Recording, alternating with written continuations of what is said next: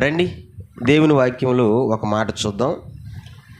సామెతల గ్రంథం 14వ అధ్యాయం మొదటి వచనాన్ని మనం చూద్దాం. సామెతల గ్రంథం 14వ అధ్యాయం మొదటి వచనాన్ని కొన్ని రెఫరెన్స్లు త్వరగా చదువుతూ సహాయం చేయాలని, సహకరించాలని మనం చేస్తున్నాను. జ్ఞానవంతురాలు తన ఇల్లు కట్టును, 3 రాలు తన చేతులతో తన ఇల్లు ఓడబెరుకును. దేవుడు ఈ మాటను మనందరి వినికిడిలో దీవించునుగాక. చిన్న ప్రార్థన. మహాపరిశుద్ధుడు అయిన తండ్రి, ప్రేమ కలిగిన ప్రభువా, ఈ 3 వారాల కుటుంబ ప్రార్థనలో మొదటి వారం నోవహు జీవితాన్ని మేము ధ్యానం చేయబోతున్నాం ప్రభువా. దానికి సంబంధించినటువంటి మాట సామెతల గ్రంథం 14వ అధ్యాయం మొదటి వచనాన్ని మేము చదివినాం. ఈ మాటలో నుంచి నోవహు జీవితాన్ని మీరు మాకు బయలుపరచమని, మా బ్రతుకులను సరిచేసేటువంటి మాటలు మీరే మాట్లాడమని ప్రభువా ప్రార్థన చేస్తున్నాను. ఈ కుటుంబానికి కావలసిన మాటలు, సంఘానికి కావలసిన మాటలు, మా కుటుంబాలకు కావలసిన మాటలు అన్నీ కూడా మీరే మాట్లాడి మా ద్వారా నీ నామానికి మహిమ తెచ్చుకున్నామని మా ప్రభు అయిన యేసుక్రీస్తు నామములు ఈ మనవుల్ని సన్నిధిలో పెట్టి అడిగి పొందుకొని ఉన్నాము తండ్రి. ఆమేన్. మరొక పర్యాయం వాక్యం వింటున్న వాళ్ళకు, కార్యక్రమం చూస్తున్న వాళ్ళకు అందరికీ వందనాలు, దేవునికి స్తోత్రాలు. రైట్, చాలా జాగ్రత్తగా దేవుని మాటలు మీరు వినాలని నేను మనవి చేస్తున్నాను. మనం సామెతల గ్రంథంలో ఒక మంచి మాటను చదివాము. సామెతల గ్రంథం 14వ అధ్యాయం మొదటి వచనం ఏముంది అక్కడంటే బాగా వినాలి. జ్ఞానవంతురాలు తన ఇల్లు కట్టుకుంటుంది, 3 రాలు అయితే తన ఇల్లుని తన చేతులతో ఓడబెరుక్కుంటుంది. బాగా వినాలి. జ్ఞానవంతురాలు అంటే చాలామంది ఈ మాటని స్త్రీలకు సంబంధించిన మాట ఇది అని అనుకుంటారు. స్త్రీ గురించే కాదు, ఈ మాట పురుషుడి గురించి కూడా వర్తిస్తుంది. నేనేం చెప్తున్నానంటే, కుటుంబంలో ఎవరైతే స్త్రీ కావచ్చు, పురుషుడు కావచ్చు, జ్ఞానము కలిగి ఉంటారో వాళ్ళంట ఇల్లు కట్టుకునేదానికి ప్రయత్నం చేస్తారంట, ఇల్లు కడతారంట. హల్లెలూయా చెప్పండి, హల్లెలూయా. కుటుంబంలో ఎవరైతే జ్ఞానం కలిగి ఉంటారో ఇల్లు కట్టుకునేదానికి ప్రయత్నం చేస్తారు. ఇల్లు కట్టుకోవడం అంటే మీరేమనుకుంటున్నారు? రాళ్ళు పెట్టి, సిమెంట్ పెట్టి కట్టుకోవడం అని అనుకుంటున్నారా ఏట? ఆ ఇల్లు కాదు. అంటే కుటుంబాన్ని కట్టడం. అది దేన్ని కట్టడం? కుటుంబాన్ని కట్టడం. ఇల్లు అంటే ఆ ఇల్లుగా అర్థం చేసుకోబాకండి. కుటుంబాన్ని కట్టుకుంటారంట. అంటే మన ఇంటికి, మన కుటుంబానికి ఏది కావాలా, మన కుటుంబంలో ఎలాంటి పరిస్థితి ఉంది, మన కుటుంబం ఎలా ఉండాలా, వీటిని కుటుంబం గురించి ఆలోచించి కుటుంబాన్ని కట్టుకుంటారు. ఎవరి ఆలోచన ఇది? జ్ఞానము కలిగిన వ్యక్తుల ఆలోచన. హల్లెలూయా. ఇప్పుడు ప్రార్థన పెట్టుకోవాలనుకున్నారు, ప్రార్థన పెట్టుకున్నారు. ఎందుకు పెట్టుకున్నారు? కుటుంబం బాగుండాలనే కదా. బాగుండాలనే, బాగుండకూడదనే? బాగుండాలని చేసే ప్రయత్నాలు ఇవి ప్రార్థన పెట్టుకోవడం అంటే. మరి కుటుంబం గురించి ఆలోచించి కుటుంబం బాగుండాలనుకుంటున్నావంటే నువ్వు జ్ఞానము కలిగిన వ్యక్తివి. అందుకే బైబిల్ అంటుంది, జ్ఞానవంతురాలు, జ్ఞానము కలిగినటువంటి వ్యక్తులు తన ఇల్లుని కట్టుకుంటారంట. ఎందుకు నేను ఈ మాటను మీకు చూపించానంటే, కుటుంబం గురించి ఆలోచించి కుటుంబాన్ని కట్టుకున్న వ్యక్తి ఈరోజు మనం తెలుసుకోబోతున్నాం. కుటుంబం గురించి ఆలోచించి కుటుంబాన్ని కట్టుకున్న వ్యక్తి ఆయనే నోవహు. ప్రియులారా గమనించండి, నోవహు చాలా అద్భుతమైన వ్యక్తి. నోవహు చాలా విలువైన వ్యక్తి. నోవహు గురించి బైబిల్లో చాలామంది మాట్లాడారు. నోవహు గురించి నేను టకటకటకాని కొన్ని రెఫరెన్స్లు చూపిస్తా, మీరు స్పీడ్గా తిప్పండి బైబిలా. రైట్, ఎవరు తీస్తే వాళ్ళు చదవండి. నోవహు గురించి ఎవరెవరు మాట్లాడున్నారు? రైట్, నెంబర్ 1 మత్తయి సువార్త 24వ అధ్యాయం 37వ వచనం. మత్తయి సువార్త 24వ అధ్యాయం 37వ వచనం. నోవహు దినములు ఎలాగుండెనో మనిషి కుమారుని రాకడా. ఎవరు చెప్పారు ఈ మాట? నోవాహు దినములు ఎలాగుండెనో మనిషి కుమారుడు రాకడ అలాగే ఉండును. ఈ మాట చెప్పింది ఎవరంటే యేసయ్య. అంటే నోవాహు గురించి నోవాహు మాట ఎవరి నోట్లో వచ్చింది? యేసయ్య నోట్లో వచ్చింది. గుర్తుపెట్టుకోండి, ఎవరి నోట్లో వచ్చింది అంటే యేసయ్య నోవాహు గురించి మాట్లాడాడు. ఇంకొక మాట చూడండి, హెబ్రీ పత్రిక 11వ అధ్యాయం 7వ వచనం. హెబ్రీ పత్రిక 11వ అధ్యాయం 7వ వచనం తిప్పండి స్పీడ్గా. విశ్వాసమును బట్టి నోవాహు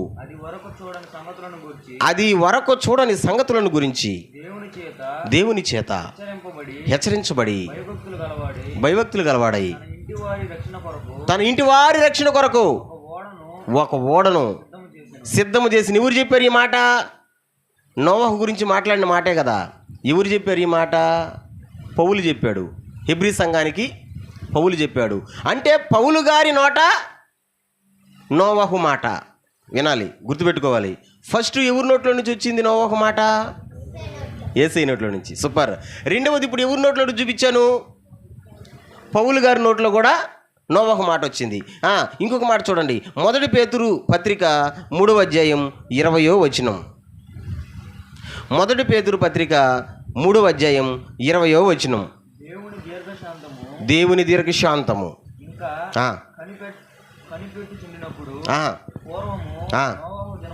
పూర్వము నోవాహు దినములలో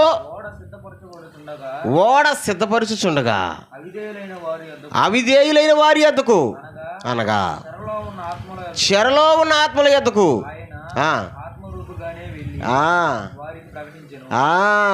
ఎవరు చెప్పారు నోవాహు గురించి? ఇక్కడ కూడా వచ్చింది చూడండి మాట. ఎవరు చెప్పిన మాట ఇది? మనం ఏ గ్రంథంలో చదివాం? పేతురు.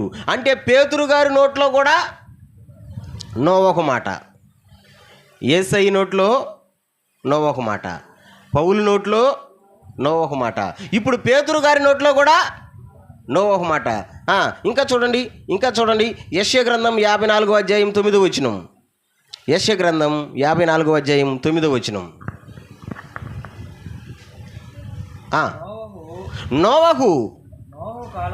నోవాహు కాలమున జల ప్రళయమును గూర్చి నేను చెప్పినట్లు చేయుదును. ఎవరు చెప్పారు ఈ మాట? ఎవరు చెప్పారు? ఎవరు చెప్పారు మా? యెషయా. ఇంకొక మాట చూడండి, యెహెజ్కేలు గ్రంథం 14వ అధ్యాయం 14వ వచనం. అంటే ఎంత గొప్పవాడు అని నేను మీకు చూపిస్తున్నా రెఫరెన్స్లో. నోవాహు ఎంత గొప్పవాడు అనేదానికి 14 యెహెజ్కేలు గ్రంథం 14 నోవాహును దానియేలును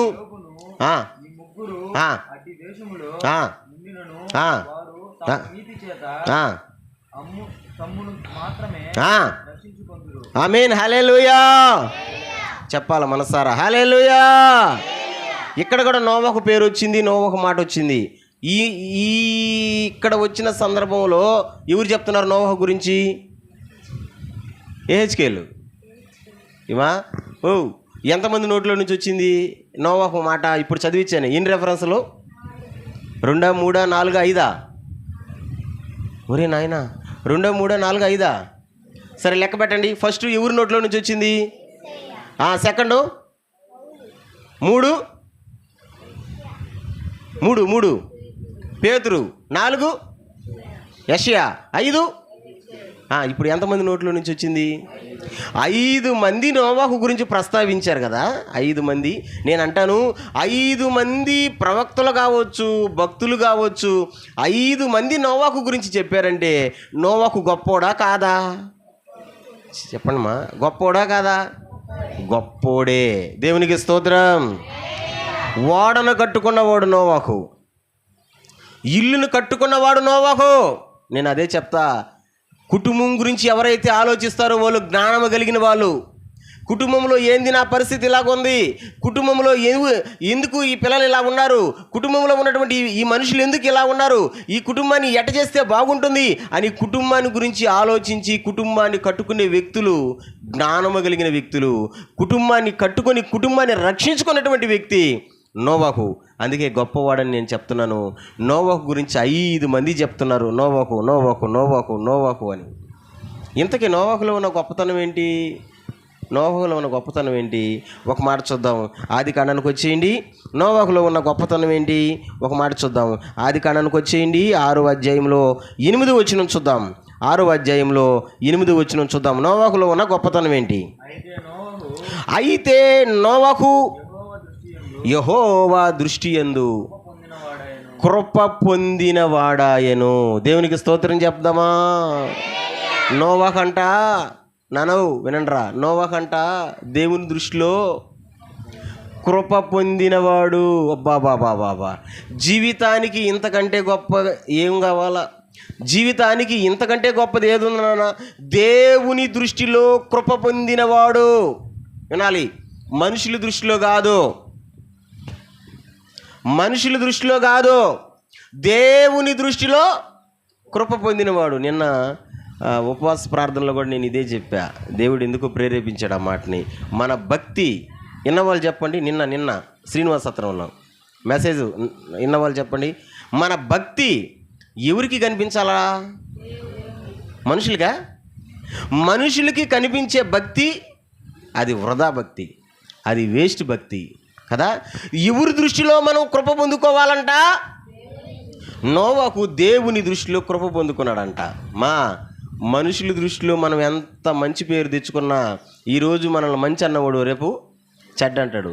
ఈరోజు నువ్వు సూపర్ అన్నవాడు రేపు నువ్వు ఎందుకు పనికిరావు అంటాడు. ఈరోజు నువ్వు నా ప్రాణం అన్నవాడు రేపు రోజు నువ్వు ఉంటే నేను బ్రతకలేను అంటాడు కదా. డైలాగులు వేస్తుంటారు చూడండి, భారీ డైలాగులు. ఏమని? నువ్వు లేకపోతే నేను బతకలేను. ఒకసారి చెప్పండి, నువ్వు లేకపోతే నేను. అరే మాట్లాడితే కదా, నువ్వు లేకపోతే నేను. అది ఫస్ట్ డైలాగు. సెకండ్ డైలాగ్ ఎట్టుంటుందో తెలుసా? అసలు నువ్వు ఉంటే నేను బతకలేను. ఈ సెకండ్ డైలాగు. ఫస్ట్ ఏమన్నాడు? ఫస్ట్ ఏమంటారు? నువ్వు లేకపోతే బతకలేను అంటారు. సెకండ్ ఏమంటారు? అసలు నువ్వు ఉంటే బతకలేను అంటారు. మనుషుల దృష్టి ఇలాగే ఉంటుంది. మనుషుల దృష్టిలో కదా మనం మెప్పు పొందాల్సింది, కృప పొందాల్సింది. దేవుని దృష్టిలో నోవాహంట దేవుని దృష్టిలో కృప పొందినవాడు. ఎందుకు నేను నొక్కి చెప్తున్నానంటే, నోవాహు ఉన్న రోజులు ఎలాంటివో తెలుసా? నోవాహు ఉన్న ఆ కాలం ఎలాంటిదో తెలుసా? ఒకసారి ఆ 6వ అధ్యాయంలో 11వ వచనం చూడండి. 6వ అధ్యాయంలో 11వ వచనం చూడండి. ఆ రోజులు ఎలాంటి రోజులు? భూలోకము దేవుని సన్నిధిని చెడిపోయి ఉండెను. భూలోకము బలాత్కారముతో నిండి ఉండెను. భూలోకము ఫస్ట్ మాట ఒకసారి చదవండి. భూలోకము దేవుని సన్నిధిని చెడిపోయింది. భూలోకం చెడిపోయింది.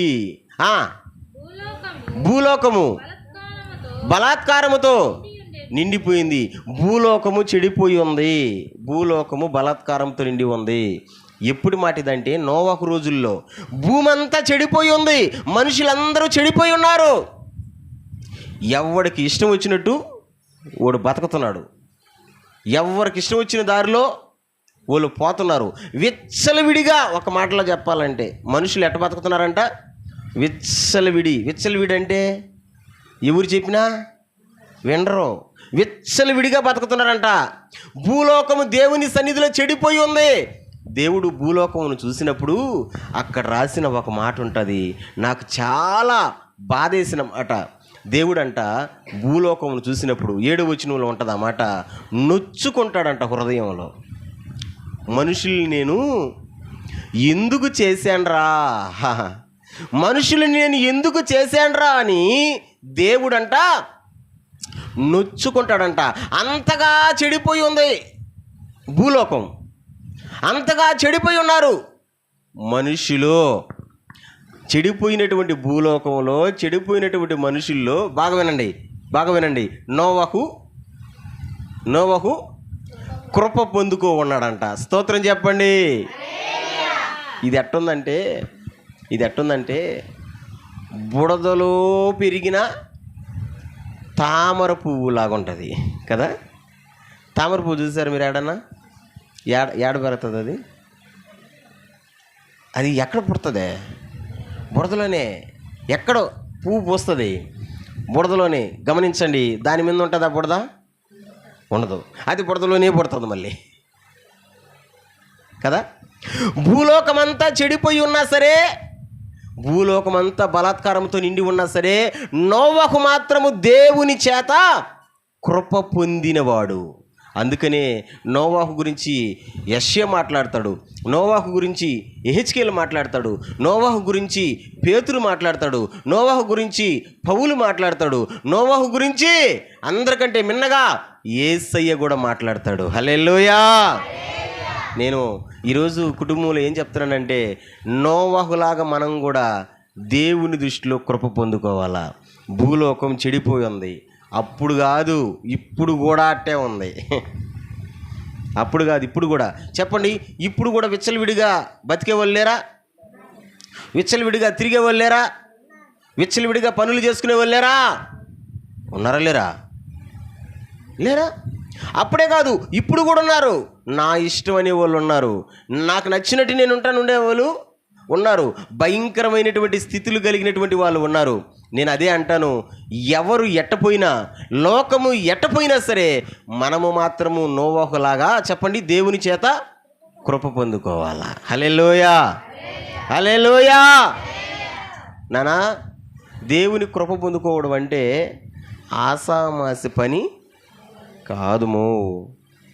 దేవుని దగ్గర మనము కృపను పొందుకోవాలంటే ఆసామాసి పని కాదుమో. అల్లాటప్ప విషయంగా దీన్ని మనం ఆలోచించకూడదు. దేవుని చేత కృప పొందుకోవాలంటే దేవుణ్ణి మెప్పించే వాళ్ళంగా ఉండాలి. మనం దేవుణ్ణి మెప్పించే వాళ్ళంగా ఉండాలి. దేవుణ్ణి మనం మెప్పించగలిగితే అంటే దేవునికి మనం నచ్చినట్టు ఉండగలిగితే, అది దేవుని మనం మెప్పించగలిగితే దేవుని చేత కృప పొందుకుంటాం. ఇప్పుడు చెప్పండి, నోవాహు దేవుని చేత కృప పొందుకున్నవాడంటే దేవుణ్ణి మెప్పించాడా? మెప్పించలేదా? మెప్పించాడు.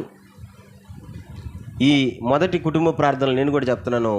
నోవాహు ఏ విధంగా దేవుణ్ణి మెప్పించాడో మనం కూడా దేవుణ్ణి మెప్పించాలా. ఈ కుటుంబీకులే కాదు, వచ్చిన సంఘస్థులే కాదు, ఈ మాటలు వింటున్న ప్రతి ఒక్కరూ దేవుణ్ణి మెప్పించాలా. దేవుని చేత కృప పొందుకోవాలంటే దేవుణ్ణి మెప్పించాలా. మనం ఒకసారి ఆలోచన చేద్దాం. నోవాహు ఏమి చేసి దేవుణ్ణి మెప్పించాడు? కృప పొందుకున్నాడు కదా, ఏమి చేసి దేవుణ్ణి మెప్పించాడు? 2-3 విషయాలు మీ ముందర పెడతా. ఈ 2-3 విషయాలు మీరు విని మనం కూడా వీటిని చేయగలిగితే మనం కూడా దేవుని దగ్గర కృప పొందుకుంటాం. ఏమి చేశాడు నోవాహు? ఎందుకని అంతలా దేవుడు కృప చూపించాడు నోవాహు మీద? దేవుడు నోవాహులో ఉన్న ద బెస్ట్ క్వాలిటీలు 3. నెంబర్ 1 చూడండి, నెంబర్ 1 చూడండి. 6వ అధ్యాయం 9వ వచనం చదువుదాం ఈసారి. 6వ అధ్యాయం 9వ వచనం చదువుదాం ఈసారి.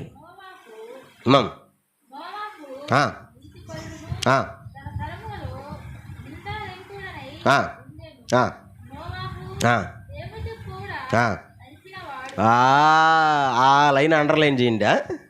ఫుల్ స్టాప్ దగ్గర నుంచి స్టార్ట్ అయింది అన్నమాట. ఒకసారి చదవగలిగిన వాళ్ళు ఒకసారి చదువుతారా? చదవగలిగిన వాళ్ళందరూ ఆ మాటను ఒకసారి చదువుతారా? Ready, start. ఒరే ఏందిరా? Ready, start. లాస్ట్ ఆ ఫుల్ స్టాప్ కాడి నుంచి ఒక్క మాట. అది ఇప్పుడు నాతో పాటు చెప్పండి. నోవాహు పువ్వాక నీరు, పువ్వాకలు గివాకలు అనకూడదు, ఆయన మంచి పేరు, బంగారట పేరు అది. చెప్పండి, నోవాహు దేవునితో కూడా నడిచినవాడు. ఇప్పుడు చెప్పండి, దేవుడు ఎందుకు కృప చూపించాడు నోవాహు మీద? నోవాహు అంట ఎవరితో నడుస్తున్నాడు? గట్టిగా ఎవరితో? గట్టిగా ఎవరితో? దేవునితో నడుస్తున్నాడు. బిడ్డా, మనం ఎవరితో నడవాలో తెలుసా? ఎవరితో నడవాలా? దేవునితో నడవాలా. ఈ లోకంలో చాలామంది ఉన్నారు, రకరకాలుగా నడుచుకుంటున్నారు, రకరకాలుగా పోతున్నారు. ఒకరు ఒక దారిలో పోతారు, ఇంకొకరు ఇంకో దారిలో పోతారు. నాకు నచ్చింది ఇది అంటారు, నాకు నచ్చింది అది అంటారు. నేను పోతా ఉన్నా, నాతో పాటు రమ్మంటారు. వాళ్ళతో వీళ్ళతో కాదు, మనం నడవాల్సిందే ఎవరితో? దేవునితో నడవడం నేర్చుకోవాలా. దేవునితో నడవడం. నోవాహు దేవునితో నడిచాడంట. అందుకనే దేవుడు కృప చూపిస్తూ వచ్చాడు నోవాహు మీద. బిడ్డా, దేవుడి చేత కృప పొందుకోవాలంటే మనం కూడా ఏం చేయాలంటే దేవునితో నడవడం నేర్చుకోవాలి. మీరు అనొచ్చు, ఎక్కడున్నాడయ్యా ఆయన, ఎట్ నడవాలి ఆయనతో పాటు అని. ఎట్ నడవాలి దేవునితో పాటుమా? ఇప్పుడు ఎవరైనా మనిషి అయితే ఆయనతో పాటు నడువు అంటే ఆయన ముందు పోతా ఉంటే ఆ మనిషి మనం వెనక నడుస్తాం. మరి ఇప్పుడు మనం ఎవరితో నడవాలా? నోవాకు నడిచినట్టు దేవునితో మనం నడవాలా? ఇప్పుడు దేవునితో నడవడం అంటే ఎట్టా? దేవునితో నడవడం అంటే ఎట్టా? బాగా వినండి, వాక్య ప్రకారం నడవడమే దేవునితో నడవడం. స్తోత్రం చెప్పండి, గట్టిగా చెప్పండి. ఉన్న వాళ్ళందరూ గట్టిగా చెప్పండి. దేవునితో నడవడం అంటే ఏంది? వాక్య ప్రకారం నడవడమే. అంటే వాక్యం మనకి ఏం చెప్తుందో, దేవుడు వాక్యము ద్వారా మనతో ఏమి మాట్లాడుతున్నాడో, వాక్యం ఏమి చెప్తుందో ఆ చెప్పిన ప్రకారం మనం నడవడమే దేవునితో నడవడం. అంతే. ఈ రోజున ఉన్నారు చాలామంది క్రైస్తవులు 100% పైనే, 100% పైనే వాక్యాన్ని వింటారు, వాక్యాన్ని చదువుతారు, కానీ దాన్ని చేయరు, దాని ప్రకారం నడవరు. ఇప్పుడు మీరందరూ చదవరా? చదివిన దాని ప్రకారం చేస్తామా? చేసేవాళ్ళు ఎంతమంది? నేను అందుకే చెప్పా, 100% చదువుతారు, వింటారు, కానీ దాని ప్రకారం చేయరు. నేను అంటాను, చదవని దానికి, దాని ప్రకారం చేయని దానికి నువ్వు చదివినా ఏం ప్రయోజనం? దేవునితో నడవడం అంటే ఏంటంటే ఆయన వాక్యాన్ని అనుసరించి నడవడం. దేవుడు ఏమైతే మనతో మాట్లాడుతున్నాడో దాన్ని మనం అనుసరించి నడవడం. స్తోత్రం చెప్దామా? మనసారా గట్టిగా చెప్దామా? ఇప్పుడు చెప్పండి, నోవాకు దేవునితో ఎలా నడుచుంటాడు? దేవుడు ముందు పోతా ఉంటే నడిచాడా? దేవునితో నడవడం అంటే ఏంది? వాక్య ప్రకారం జీవించాలి. క్రైస్తవుడు, దేవుని బిడ్డలు ఎవరైనా సరే నేను ఒకటే చెప్తాను, వాక్యము మనకు ఏమైతే చెప్తుందో వాక్య ప్రకారం మనం నడవాలా. యేసన్న గారు పాత పాటలో 2వ చరణం, నా స్తుతిపాత్రుడా నా యేసయ్య, లేకపోతే ఫస్ట్ చరణమే పాడదాం. ఫస్ట్ చరణం ఒకసారి పాడదామా? గుర్తుందా అసలు ఫస్ట్ చరణం? Ready, start. నీ వాక్యమేనా, నీ వాక్యమేనా ఆత్మకు ఆహారము, నీ వాక్యమేనా పరవశము, నీ వాక్యమేనా ఆత్మకు, నీ వాక్యమేనా పాదములకు దీపము, నీ పాదములకు, నీ వాక్యమేనా పాదములకు దీపము, నా స్తుతి పాత్రుడా నా యేసయ్యా, నారా నీవే యోగ్యుడవయ్యా, నారా నీవే యోగ్యుడవయ్యా, నా స్తుతి పాత్రుడా. హల్లెలూయా. ఆయన వాక్యము మన ఆత్మకు ఆహారము, ఆయన వాక్యము మన పాదములకు దీపం. దీపం. ఆ రోజుల్లో దీపాలు పెట్టుకుని పోయేవాళ్ళు. ఇప్పుడు మనం దీపాలు పెట్టుకోపోవడం లేదులే కదా. ఇప్పుడు మనం చీకట్లో పోవాలంటే ఏం పెట్టుకోపోతాం? బ్యాటరీ లైట్, టార్చ్ లైట్లు కదా. ఇంతకుముందు సెలసలు ఉండే, ఇప్పుడు సెలసలు కూడా లేవు, అన్నీ కరెంట్ వచ్చేసి ఛార్జింగ్ పెట్టుకుని పోతూ ఉంటాం. వాక్యం అంట పాదములకు దీపం, అంటే మనల్ని నడిపిస్తుంది. దేవునితో నడవడం అంటే ఏంటంటే వాక్య ప్రకారం నడవడమే. నేను ఒకటే అంటాను, నువ్వు వాక్య ప్రకారం నువ్వు నడుస్తున్నావంటే, వాక్యం చెప్పినట్టు నువ్వు చేస్తున్నావంటే నువ్వు దేవునితో నడుస్తున్నావని అర్థం. మరి వాక్యం ప్రకారం నువ్వు నడవడం లేదంటే దేవునితో నువ్వు నడవడం వల్ల. ఇప్పుడు చెప్పండి, నోవాకు దేవుని చేత కృప పొందినవాడు కదా. ఎందుకని కృప పొందినవాడు? నెంబర్ 1, నోవాకు దేవునితో నడిచాడు. మనం కూడా దేవునితో నడవాలా? ఎట్లా నడవాలంటే వాక్య ప్రకారం నడవాలా.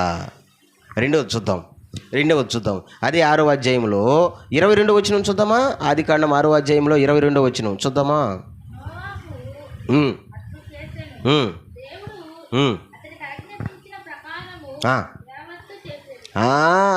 దేవుడు ఆ పులి స్టాప్ కాడించినా దేవుడు అతనికి ఆజ్ఞాపించిన ప్రకారము యావత్తు చేశాను. అంటే దేవుడు నోవాకుకి ఏమైతే చెప్పాడో చెప్పినట్టు చేశాడు నోవాకు. స్తోత్రం చెప్పండి. ఇప్పుడు నా ప్రశ్న ఏంటంటే, దేవుడు నోవాకు ఏం చెప్పాడు అసలు? అరే మీకు అందరూ తెలుసులేరా? చెప్పండి. ఏం చెప్పాడు? నోవహా, భూమి బలాత్కారంతో నిండిపోయింది, ఈ భూమి మీద ఉన్న మనుషుల్ని నేను చూసి ఓర్చుకోలేకపోతున్నాను, ఒక్కసారి పాపాన్నంతటిని నేను తుడిచేయాలనుకుంటున్నాను. నువ్వు చూస్తే నా దృష్టిలో కృప పొందిన వాడివి, నువ్వు అందరితో పాటు నిన్ను నాశనం చేయడం నాకు ఇష్టం లేదు. అందుకని నేను ఒక పని చెప్తున్నాను నీకు. ఏంటి ఆ పని అంటే, నీ కొరకు నీ ఇంటి వారి కొరకు, నీ కొరకు నీ ఇంటి వారి కొరకు. చెప్పండి. నీ కొరకు, ఇంకొకసారి నీ కొరకు ఓడను కట్టుకో అని చెప్పాడు. అది దేవుడు చెప్పిన పని.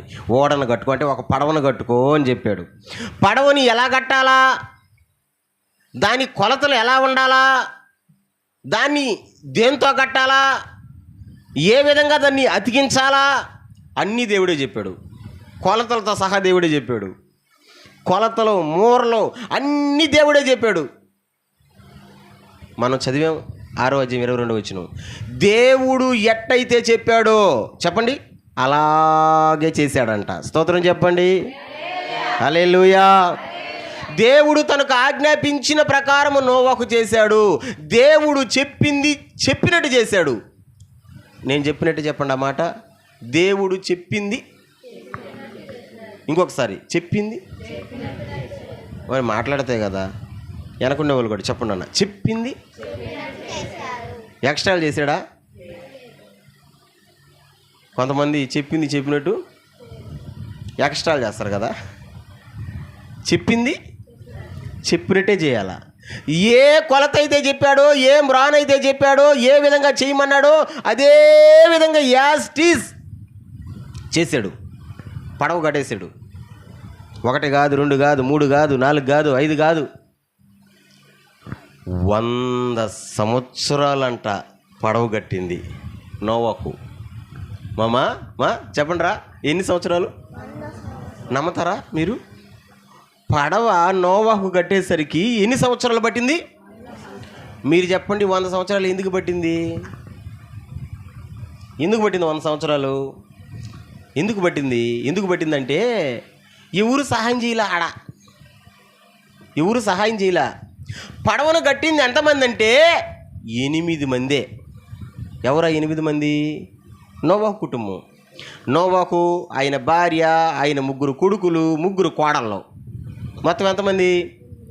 8 మందే కట్టారు. ఇంకెవరు కట్టలా. ఎవరు సహాయం చేయలే నోవాకి. నేను ఆదివారం చెప్పే ఆ మాటని మళ్ళీ గుర్తొచ్చింది, చెప్తున్నా. మంచి పనికి ఎవడు సహాయం చేయడు. మంచి పనికి ఎవ్వరు సహాయం చేయరు. కావాలంటే అడ్డం వస్తారు. అదే పనికి మాలిన పనికి ఎన్ని సహాయాలు చేస్తారో. మంచి పనికి ఎవరు సహాయం చేయరు. కావాలంటే అడ్డాలు వేస్తారు. మంచి పని చేస్తున్నాడు, కాపాడుకునే పని చేస్తున్నాడు. ఒక్కరు ముందుకు రాలా, ఒక్కరు సహాయం చేయలా. ఎవరికి? నోవాకి. 100 సంవత్సరాలు కష్టపడి ఓడను కట్టాడండి. బా 100 సంవత్సరాలు నోవాకు ఓడ కడతా ఉంటే ఆ దారిని పోయే వాళ్ళు వచ్చి, ఓ నోవాకు తాత, ఏందది? పడవయ్యా. ఎందుకు కడుతున్నావు? వాన వస్తుందంట, వరద వస్తుందంట, మనం ఆ పడవలోకి పోతే మనం కాపాడబడతామయ్యానంటే ప్రజలు అంటారు, నీకేమన్నా మెంటలు వచ్చిందా, వాన వస్తుందంట అని ఎగతాళి చేశారు. ఎవరిని? నువ్వే కట్టుకో, నువ్వే బతుకు, మేము రావులే. ఓ ఎందుకన్నారు ఆ మాట అని ఆలోచన చేస్తే బైబిల్లో రాయలేదు, కానీ చరిత్ర ఏం చెప్తుందంటే అప్పటి వరకు వర్షం అనేది భూమి మీదకి రాలా, అసలు పడలా. అంటే పైనుంచి నీళ్లు పడతాయి చినుకులు, దాన్ని వాన అని అంటారు అని జనాలకు తెలీదు. ఇప్పుడు నోవాకు కొత్తగా చెప్తున్నాడు, వాన కురుస్తుంది, నీళ్లు పడతాయంట పైనుంచి అనేసరికి యాడ్నుంచి పడతాయిరా నీళ్ళ, ఆ పైన ఏముందిరా నీళ్ళని జనాలకు ఆశ్చర్యం వేసి నోవాకు చెప్పినటువంటి మాటని వినలా, హేళన చేశారు. 100 సంవత్సరాలు పూర్తి అయిపోయింది, కట్టాడు. ఒకరోజు వచ్చింది, ఆకాశపు తూములు విప్పబడ్డాయి, ప్రచండమైన వర్షం 40 రాత్రులు 40 పగుళ్ళు కురిసిందే. వాన స్టార్ట్ అవుతుంది. దేవుడు చెప్పాడు నోవాకు, పో ఓడలోకి, నువ్వు ఓడలోకి పో, నేను వేస్తా తలుపు అన్నాడు. దానికి నోవాకు వేసిన తలుపు కాదు. వెళ్ళాడు, తలుపు వేసేసాడు దేవుడు. చిన్నగా వాన ఎక్కువ అవుతూ ఉంది, ఇళ్ళలోకి నీళ్ళు వస్తూ ఉన్నాయి, ఇంటి లోపలికి వస్తూ ఉన్నాయి, మనుషులు మునిగిపోయే అవకాశం వచ్చింది. జనాలు వచ్చి తలుపు కొడుతున్నారు, నోవాహా నిన్నేమో అనుకున్నావు నోవాహా, మేము చచ్చిపోతున్నాం నోవాహా, తలుపు తీ నోవాహా అంటే నోవాహా అంటాడు, అయ్యా ఈ తలుపు నేను వేయలేదయ్యా, నేను వేసిన తలుపు అయితే నేను తీసుందును. ఈ తలుపు ఎవరు వేశారు? దేవుడు వేసాడయ్యా. ఆయన వేసిన తలుపుని ఆయనే తీయాల. కొట్టి అట్టే చచ్చిపోయారు. మీకేం అర్థమవుతుందో తెలుసా? దేవుడు ఒక సమయం ఇస్తాడు, ఆ సమయమునే మనం వాడుకోవాలా. సమయం దాటిపోయిన తర్వాత ఇప్పుడు నాకు కావాలంటే కుదరదు. దేవుడు ఇచ్చిన సమయంలోనే, దేవుడు ఇచ్చిన అవకాశంలోనే మనల్ని మనం సరి చేసుకోవాలి. అంతా పోయిన తర్వాత నాకు పాత పాటల్లో ఒక పాట అంటే నాకు భలే ఇష్టం, కానీ ఆ పాట పాడినటువంటి మనిషి నాకు ఎందుకో కొద్దిగా నచ్చదు. పాత పాట భలే ఉంటుంది ఆ మాట. ఒకసారి పాడదామా? నాకు కను దృష్టి ఉన్నంత వరకు చదువలేదు నీ వాక్యము, నాకు కను దృష్టి ఉన్నంత వరకు చదువలేదు నీ వాక్యము, కను దృష్టి పోయాక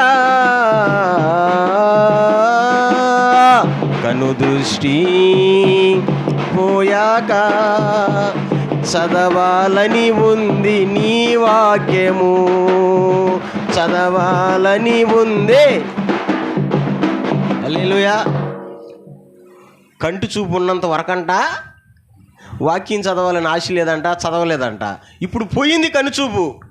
ఇప్పుడు అంటుంది కను దృష్టి పోయాక చదవాలని ఉంది నీ వాక్యము. పోయిందిగా,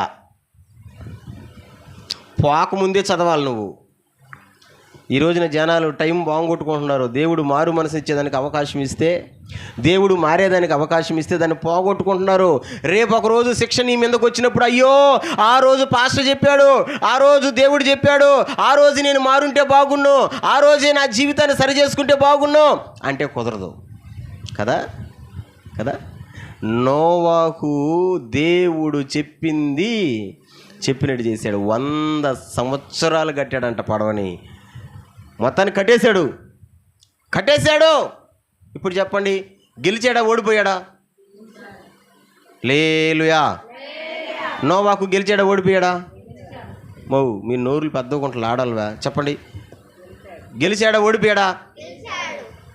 అతని గెలుపు కారణం, అతను గెలవడానికి కారణం చెప్పండి, ఎవరిని చెప్పండి. గెలవడానికి కారణం దేవుడా? గెలవడానికి కారణమ్మా దేవుడా? దేవుడు అనేవాళ్ళు ఎంతమంది? ఒరే ఇప్పుడు గెలిచాడు, అసలు గెలవలేదా? పడవలు కట్టి గెలిచాడు. ఆ గెలుపు కారణం ఎవరు? ఒరే ఒక్కరు కూడా ఆలోచించడం లేదే. గెలిచాడంటే గెలిచాడు, గెలుపు కారణం ఎవరు? సరే నేను చెప్పనా, వాళ్ళ ఇంట్లో వాళ్ళే. వాళ్ళ ఇంట్లో వాళ్ళే. నోవాకు గెలవడానికి వాళ్ళ ఇంట్లో వాళ్ళే కారణం. ఇప్పుడు భార్యకి చెప్పాడు నోవాకు, మే మనం వాన వస్తుందంట, దేవుడు చెప్పాడు పడవ కడదాం మే అని అన్నాడు. ఇప్పుడు భార్య ఏం చేసింది? సరేనయ్యా నువ్వు చెప్పినట్టే వింటాను, చేద్దామయ్యా అనింది. ఇప్పుడు ఆమె చెప్పింది కాబట్టి ఇప్పుడు వీళ్ళిద్దరు నుండి పిల్లలకి చెప్పారు, రేయ్ పిల్లలరా పడవ కట్టుకోవాలరా మనం, దేవుడు చెప్పాడురా. పిల్లల నుండి ముసలిడా ముసలిదానా నీ మాటలు మేము వినిది ఏంది, ఈరోజున పిల్లకాయలు తుసక్కలు అడిగేస్తున్నారు పెద్దవాళ్ళని. ఏమని అడుగుతున్నారు తెలుసా? పోయే ముసలిదానా, పోయే ముసలోడా. నేను ఒకటే చెప్తా, నువ్వు ముసలిదానా ముసలోడని అడుగుతున్నావు అంటే రేపు నువ్వు ముసలోడువు కావా, రేపు నువ్వు ముసలిదానివి కావా. నువ్వేమన్నా అమృతం తాగినావా? అమృతం తాగినావంటే అర్థమైంది అంటే నీకు ముసలితనమే లేకుండా చావే లేకుండా ఉండగలవా? ఈరోజు నేను ముసలోడినే, రేపు నువ్వు కూడా ముసలోడివే, నువ్వు కూడా ముసలిదానివే. తుసక్కని అడిగేస్తూ ఉంటారు, పోయే ముసలోడా, పోయే ముసలిదానా అని. ఇప్పుడు ఆ పిల్లకాయలు కానీ అడిగేసి కానీ ఉండుంటే ఎవరిని? నోవాకుని. ఆడ పని జరుగుంటుందా? జరుగుండదు. నోవాకు విజయానికి కారణం ఎవరంటే ఇప్పుడు చెప్పండి గట్టిగా, ఎవరు కారణం? వాళ్ళ ఇంట్లో వాళ్ళే కారణం, భార్యే కారణం, బిడ్డలే కారణం, కోడళ్ళే కారణం. ఒక ఇల్లు గెలవాలి అంటే ఇంట్లో ఉన్న భర్త లేదా యజమాని గెలవాలి అంటే ఎవరు గెలిపించాలా? ఎవరు? ఇంట్లో వాళ్ళే గెలిపించాలా. ఇప్పుడు నేను గెలవాలంటే ఎవరు గెలిపించాలా? నేను గెలవాలని పాకులాడుతూ ఉంటాను, వీళ్ళు వెనక్కి లాగుతూ ఉంటే గెలుస్తానా? ఓ గెలుస్తానా? మరి చెప్పండి రా, గెలుస్తామా? ఎంటకాయలు చూసారు మీరు ఎప్పుడైనా? చూడలేదా? ఎంటకాయలను పట్టేసి ఒక బకెట్లో వేసియండి, ఒక ఎంటకాయ పైకి ఎక్కుతూ ఉంటుంది, పైకి ఎక్కేదాన్ని ఇంకొక ఎంటకాయ లాగుతుంటుంది కిందకి. పైన మూత వేయాల్సిన అవసరం లే, ఒకటి ఎక్కుతూ ఉంటే ఒకటి లాగుతూ ఉంటుంది, ఒకటి ఎక్కుతూ ఉంటే ఒకటి లాగుతూ ఉంటుంది. ఇంట్లో వాళ్ళు కూడా అంతే. చాలామంది ఇళ్ళలో ఇదే జరుగుతుంది. ఒకరు ఒక మాట చెప్పాడు అనుకో, అవన్నీ కుదరదులే, అవన్నీ జరగదులే, లాగో కిందగా. ఇంకాడికి గెలిచేది? ఇల్లు కరెక్ట్గా ఉంటే గెలుస్తాం, ఏదైనా చెయ్యగలం. ఇంటి కరెక్ట్గా లేకపోతే మీకు అందరికి వందనాలు చేసి చెప్తున్నా, బైబిల్ నా ముందర ఉంది, మైక్ నేను చేతిలో పట్టుకోన్నా, నేను చెప్పే మాటకి దేవుడు, ఆకాశములో ఉన్నటువంటి దేవుడు సాక్షి, భూమి కూడా నా మాట వింటుంది. ఒక మాట చెప్తున్నా, ఈ రోజున చాలా జాగ్రత్తగా వినండి. కుటుంబం మంచిగా ఉంటే కుటుంబంలో ఉన్నటువంటి యజమాని గెలుస్తాడు. మీరు చెప్పండి, కుటుంబం మంచిగా ఉందా లేదంటే ఒకటే అర్థం. కుటుంబం మంచిగా ఉందంటే ఇంట్లో ఉండేటువంటి పురుషులు ఇంట్లో ఉండేదానికి ఇష్టపడతారు. మరి ఇల్లు కరెక్ట్గా లేదంటే బయట ఉండేదానికి ఇష్టపడతారు. అదే గుర్తు. ఇల్లు కరెక్ట్గా ఉంటే ఇంట్లో ఉండేదానికి ఇష్టపడతారు, ఇల్లు కరెక్ట్గా లేకపోతే, ఇంట్లో వాళ్ళు మాట వినకపోతే బయట ఉండేదానికి ఇష్టపడతారు. మీరు కావాలంటే గమనించండి. ఎందుకు ఎంతసేపటికి నేను బయట ఉంటాను, నేను ఇంట్లోకి రాను, నేను బయట ఉంటానంటే ఎందుకంటారంటే ఆ ఇల్లు కరెక్ట్గా లేదు, ఓడిపోతుంది మాట వినకుండా. నేను అదే చెప్తున్నాను, నోవాకు జీవితాన్ని చెప్తున్నాను. నోవాకు 100 సంవత్సరాలు పడవను కట్టి నోవాకు గెలిచాడు. నోవాకు గెలవడానికి కారణం ఎవరు చెప్పండి? దేవుడు ఇచ్చినటువంటి కుటుంబమే కదా. స్తోత్రం చెప్తారా? ఫస్ట్ నేను ఒక మాట చూపించాను మీకు, టక్కని చెప్పండి. సామెతల గ్రంథం 14వ అధ్యాయం 1వ వచనం. జ్ఞానవంతురాలు ఇల్లు కట్టుకొనును, 3 రాలు తన చేతులతో తన ఇల్లు ఓడబెరుక్కును. ఇల్లు కట్టుకోవాలన్నా, ఓడబెరుక్కోవాలన్నా ఇంట్లో ఉన్నటువంటి వాళ్ళే కారణం. నోవాకు గెలిచాడు. నోవాకు దేవుడు చెప్పినట్టు చేశాడు. అందుకని దేవుని చేత కృప పొందుకున్నాడు. లాస్ట్ అండ్ ఫైనల్, నోవాకు ఎందుకని కృప పొందుకున్నాడు? చూడండి 7వ అధ్యాయం 7, 8, 9 వచనాలు చూద్దాం. 7, 8, 9 వచనాలు. ఆదికాండం 7వ అధ్యాయం 7, 8, 9 వచనాలు.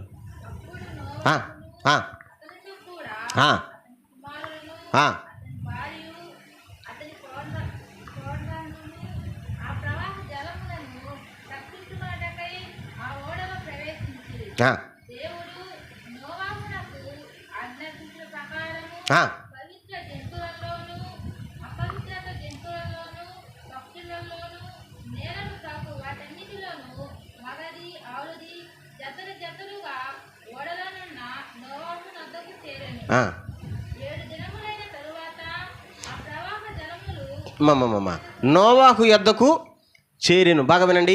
పడవను కట్టుకున్న తర్వాత ఆ పడవలోకి నోవాహు కుటుంబంతో పాటు ఈ భూమి మీద ఉన్న సమస్త జీవరాశులన్నీ కూడా జత అంటే రెండుగా పడవలోకి పోయాయి. చెప్పండి, ఈ పడవలో వీళ్ళందరినీ అంటే వీటన్నిటినీ మేపడానికి ఎవరు ఆహారం రెడీ చేశారు? నోవాహు. చెప్పండి, ఇప్పుడు చిన్న జీవరాశులు ఉన్నాయి, పెద్ద జీవరాశులు ఉన్నాయి. వీటన్నిటికీ ఆహారం మనం పెట్టాలంటే వాటి మీద మనకు ప్రేమ ఉంటే పెడతామా, ప్రేమ లేకపోతే పెడతామా? మీరు ఎప్పుడైనా బో తినేటప్పుడు కుక్క వచ్చినప్పుడు బో పెడతారా? మీకు సగించకపోతే పెడతారా? మీకు చాలకపోతే పెడతారా? డైలాగ్ వేస్తాం, ఇక్కడ మాకే చాలలేదో నీకేంది పెట్టేది అని అంటాం కదా. చాలామంది పెడతారు, ఒక్క 2 ముద్దలు ఉన్నా సరే దాంతో కొంచెమైనా కుక్క పెడతారు. ఎందుకు పెడతారంటే దాని మీద ప్రేమ, అంటే ఆ మూగజీవం మీద ప్రేమ. ఈరోజు నాకు ఒక స్వీట్ మెమొరీ ఒకటి జరిగింది. ఈరోజు స్వీట్ మెమొరీ ఫోటో తీసిన వాట్సాప్లో పెట్టుకున్నా. ఒక చిన్ని కౌజు పెట్ట ఒకటి దొరికింది చేతికి. ఒక దగ్గర ఉంటే నేను ఎత్తుకున్నా. అరే ఏంది ఇది, కోడిపిల్ల కాదే, కౌజు పిల్లని ఎత్తుకొని నేను కౌజు పిల్ల సెల్ఫీ దిగాం, ఫోటో తీసుకొని దాన్ని హాయ్ అంటూ ఉంటే చేతిలో నిద్రపోతా ఉంది. ఎప్పుడు మెలక వచ్చిందో దూకేసింది చేతిలో నుంచి కిందకి. నేను ఎంత పొడుగున్నానా? 5 అడుగు, నేను 6 అడుగులు నేనులే. 5 అడుగు నుంచి అది దూకేసిందంటే కింద పడిపోయింది పాపము. అది కాసేపటి రెక్కలు కొట్టుకునేసరికి నా ప్రాణం జువ్వనింది. అయ్యో, అనవసరంగా దీన్ని నేను ఎత్తుకున్నా. దీనికి ఇప్పుడు కాలు ఇరిగిపోయిందో, రెక్క ఇరిగిపోయిందో, ఏమైపోయిందో అని అంటే దాన్ని సాకేవాళ్ళంటారు, ఏం కాలేదులే, అది సతాయించుకుంటుంది. కాసేపు చూస్తే సతాయించుకునింది. అంటే ఆ చిన్న జీవి మీద కూడా ఎంత ప్రేమ చూడండి. నోవాకు అన్ని జీవరాశుల్ని పెంచాడంటే,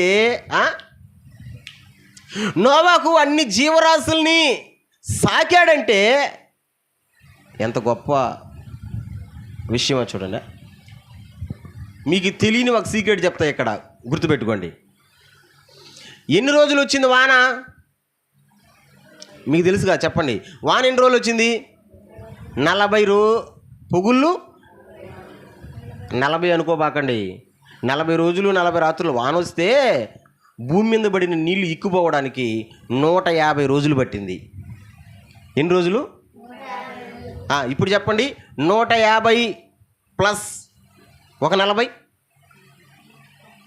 150 ప్లస్ అంటే 150లో ఒక 40 కలపండి, 190. 190 అంటే నెలల లెక్కలో చెప్పండి. 190ని నెలల లెక్కలో చెప్పండి. 190 రోజులు నెలల లెక్కలో చెప్పండి. నెలకు 30 రోజులు వేసుకో. 3 10 30. లెక్కలు చెప్పలేరా? నాకు లెక్కల్లోనే తలకాయ నొప్పి విషయం. నాకు 5 మూళ్ళు ఎంతమా? 15. 150 రోజులు, అదొక 40. 6 నెలలు, 6.5 నెల ఇంచుమించు కదా. 6 నెలల పైన, అంతే కదా. ఎన్ని నెలలు ఉన్నారు ఓడలో? సాకిడా సాకలేదా?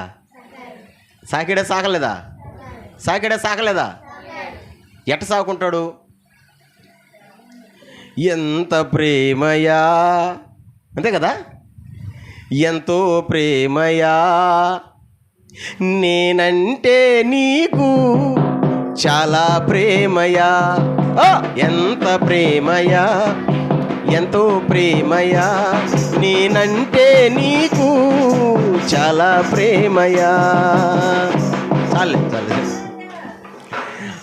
ఏనుగు పాట పాడింది, జిరాఫీ పాట పాడింది, పులి పాట పాడింది, నెమలి పాట పాడింది, నోవాహు ఎంత ప్రేమయా, ఎంతో ప్రేమయా నేనంటే. 6 నెలలు సాకడం అంటే తమాషా అనుకున్నావా ఏమి? ఏనుగు ఎంత తింటుందనా? ఏనుగు ఎంత తింటుందా? సరే పిట్ట ఉందనుకో, కొద్దిగా వేస్తావు పిట్ట, నువ్వెంత తింటావా? మరిగింది తినవా? ఏనుగు కడుపు ఎంత పెద్దదా, ఎంత తింటుంది? సాకాడు కదా. పులి ఏమి తింటుంది? సాకాడు కదా. 6 నెలలు పైబడి సాకాడంటే ఎంత ప్రేమ కలిగిన వాడే కానీ నోవాహు. చెప్పండి, హింసించేవాడు కాదు, కసాయివాడు కాదు. కొంతమంది మనుషులకి ప్రేమ ఉండదు, ఏముంటుంది?